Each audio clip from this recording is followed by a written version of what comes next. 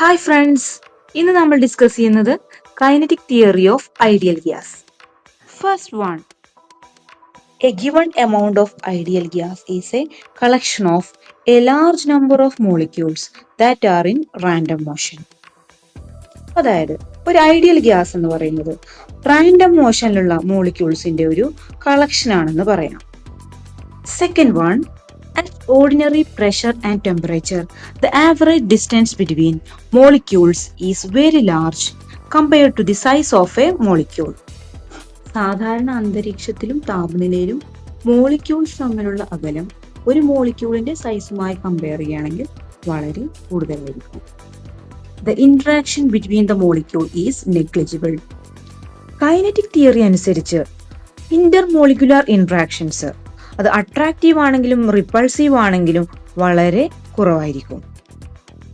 Next one, the molecules make elastic collisions with each other and also with the walls of the container.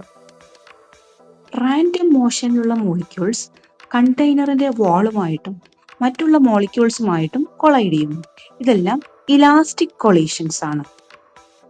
As the collisions are elastic, total kinetic energy and total momentum are conserved. Kinetic തിയറിയുമായി ബന്ധപ്പെട്ട postulates ആണ് ഇവ. ഇനി ഈ ഭാഗത്തു നിന്ന് ചോദിച്ച ഒരു പ്രീവിയസ് ക്വസ്റ്റ്യൻ നോക്കാം.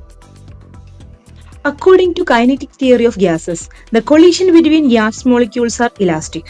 The statement is true or false. ഇതിന്റെ ആൻസർ അറിയാവുന്നവർ കമന്റ് ചെയ്യുക.